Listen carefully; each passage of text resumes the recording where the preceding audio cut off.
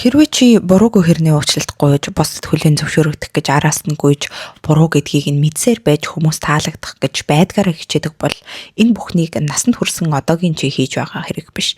Яагад гэвэл чиний бага насандаа хизээж авч байгаагүй тэрхүү аюулгүй байдал хайр халамжийг олж авахын тулд гарч ирж байгаа. Чиний бага нас буюу дотоод хүүхэд чинь энэ бүх үйлдэлийг хийгээд байгаа юм. Тэр хүүхэд одоо ч насанд хүрсэн хойнч тэр хайрыг өдөр бүр хүлээн авах хичээсээр байна. Бүр заримдаа чамааг өөрөө бүрэн ойлгоогүй байгаа тэр үед чинь гинтийн сэтгэл хөдлөл гаргах, логикгүй буруу үйлдэл хийхэд хүртэл хүргэдэг.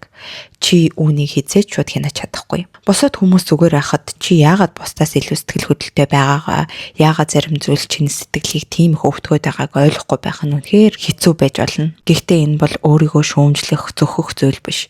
Энэ бол зүгээр л дотоод хүүхдэд тодорхой хэмжээний хайрыг харуулж, бага насны өөрийгөө ангах практик гаргуудад суралцах тухай юм. Тэгэж чадвал чиний насанд хүрсэн одоогийн амьдрал чинь 10 дахин хялбар болох болно.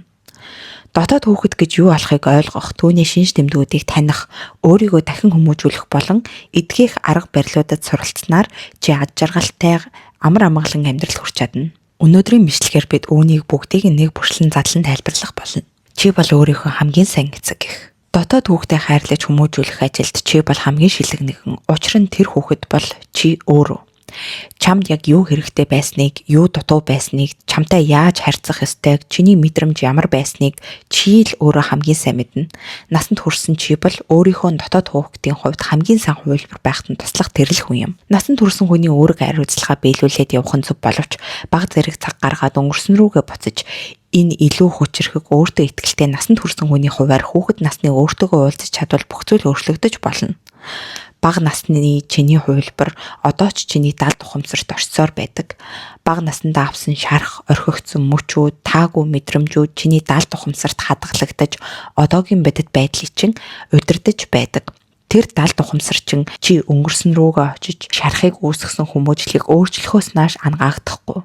Сайн мэдээ гэвэл энэ бүхэн бүгд одоо чиний хяналтанд байна. Нэгдүгээр бүлэг. Дотоод хүүхэд гэж юу вэ? Дотоод хүүхэд гэдэг бол далд ухамсар чинь байдаг маш бодиттой зүйл. Энэ бол чиний бага насны туршлагаас, ялангуяа чиний тарих бүх зүйлийг програмчилж авдаг байсан 7 наснаас өмнөх үед бүрэлдсэн бодлууд юм.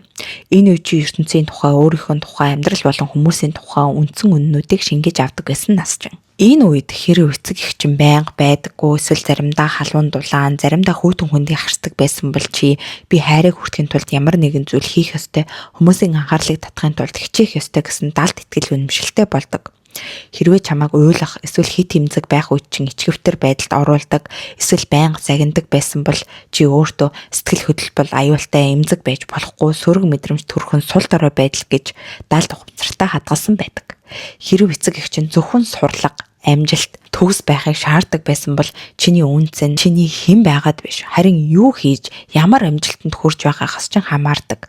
Бусдаас хүндлэл авахын тулд байнга ямар нэгэн зүйл хийх ёстой гэж өөрийгөө амжилтанд хүрсэн мэтээр бусдад харуулахыг хичээж зорддог болсон байх болно. Зүгээр л амьдарч байгаадаа өөрийгөө хизээч хүлээн зөвшөөрдөггүй. Тийм л болсон байх болно. Хаягдах, татгалзах мэдрэмж нь хэн нэгэн чамайг болзоон дээр гост хийх үед эхэлдэггүй.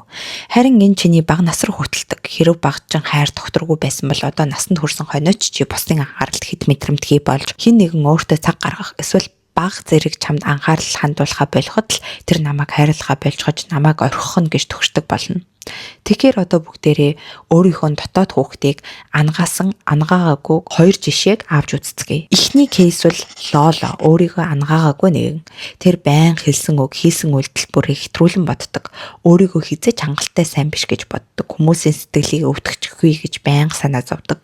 Тэр хит эмзэг харагдахаас айдаг учраас бусдад сэтгэлээ нээхээс үргэлж зүхтдэг. Тэр бусдаас зөвшөөрөл үнэлэмж авахын тулд байнга болзоонд явж сошиалд хит их пост оруулдаг.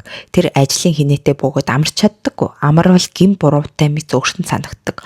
Учир нь түүний бага наснд нь үнцэнтэй байхын тулд байнга ямар нэгэн зүйл хийж байх ёстой гэсэн дүрм хатуу баримтлалаар ирсэн юм. Хэн нэгэн жаахан анхаарлаа хандуулахаа болоход л тэр намайг орхих нь гэж паниктаж эхэлдэг. Харин дараагийн жишээ бол өөрийнхөө дотоод хүүхдийг ангаасан Афинагийн талаар. Түүний хүүхэд нас төгс байгаагүй ч тэр өөрийнхөө дотоод хүүхдийг ангаах, өөрийгөө дахин хүмүүжүүлэх ажлыг хийсээр ирсэн. Тэр бусдад таалагдах гэж хичээх зуршлаа даван туулж одоо өөрийн хил хязгаарыг итгэлтэйгээр таймнаар тогтоож чаддаг болсон. Тэр үгүй гэж хэлж чаддаг бөгөөд үүндээ хизээч гэмшдэггүй. Тэр байнга тэмдэглэл хөдөлж өөрөө өөртөөгөө ярилцаж сэтгэл хөдлөлөө эрүүл замаар гадагшлуулдаг. Тэр багадаа дуртай байсан хобби тоглоомуудаа хийх цаг гаргадаг бөгөөд үүнээсээ огтхон ч ичдэггүй. Тэр өөрийнхөө хамгийн бодит жинхэнэ мөн чанарыг хүлээн зөвшөөрч сурсан. 2 дугаар бүлэг. Дотоод хүүхдээ хэрхэн ангаах вэ? Энэ бол зөвхөн өөртөө зөөлөн хандах тухай биш, харин сэтгэл хөдлөл болон далд ухамсарын итгэл үнэмшлээ боддоор дахин програмчлах тухай юм. 1-р алхам. Тархиа дахин програмжил. Тархи байнга тасан зогсож байдаг тул чи ямар ч итгэл үнэмшлийг өөрчилж болдог. Багтаа авч чадаагүй тэр мэдрэмжүүдээ өөртөө өгөх тусам тархи шинээр кодлогддог. Чи өөрөөсөө асуу. Миний эцэг эх надад юуг хангалттай хийж өгөөгүй вэ? Надад юу гэж хэлээгүй өсгсөн бэ? Жишээ нь хэрв чамайг уйланхаа гэж загиндаг байсан бол чи одоо насанд хүрсэн хүний хувьар сэтгэлээ нээх нь эрүүл зүйл гэдгийг ойлгодог хүмүүсээр өөрийгөө хүрээлүүл. Мөн энэхүү сэдвээр ном уншиж тэмдэглэл хөтөл. Ингэснээр чи сэтгэл хөдлөлтөй байх уйлах нь сул тал биш. Харин миний супер хүч гэсэн итгэл үнэмшлийг бий болгож чадна. Өөртөө чи одоо аюулгүй, чи байгаагаараа хангалттай, чи заавал төгс байх албагүй гэж зөвшөөрөл олго. 2 дугаар алхам. Дотоод хүүхдийн тэмдэглэл. Тэмдэглэл хөтлөхдөө би гонигтай байна гэхийн оронд миний доторх бяцхан охин эсвэл бяцхан хүү гонигтай байна. Учир нь тэр өөрийгөө үл үзэгдэгч мэтэр мэдэрч байна гэж 3 дахь этгээдээс бичиж үз. Энэ нь чиний дотоод байгаа тэр хүүхдийг тусдаа хүмүүст харж түүнийг илүү ихээр мэдэрч ойлгоход туслана. 3 дугаар алхам. Өөрийгөө дотоод хүүхэд гэж харж эхэл. Өөрийнхөө 4-5 настай үеийн зургийг толинд эсвэл өдөр бүр хардаг газраа наа.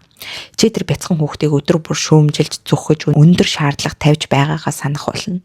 Хэрв тэр хүүхэд яг одоо чиний өмнө зогсож байвал чи түүнтэй тэгж харьцах уу? Мэдээж үгүй. Чи түүний бүх мөрөөдөл биелнэ гэж итгүүлнэ. Тэгвэл яг одоо өөртөө яагаад тэгж хандаж болохгүй гэж 4-р алхам. Дотоод хүүхдийн зураглал. Бага насны өөрийнхөө мартагдсан зүйлсийг судал. 10 настай би юу хийх дуртай байсан бэ? Би юунаас хамгийн их айдаг байсан бэ?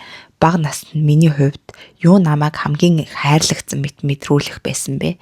Эдгээрийг мэдэж авснаар чи өөртөө тэр хайр халамжийг шууд өгч доторх хоосон орон зайгаа нөхөж чадна.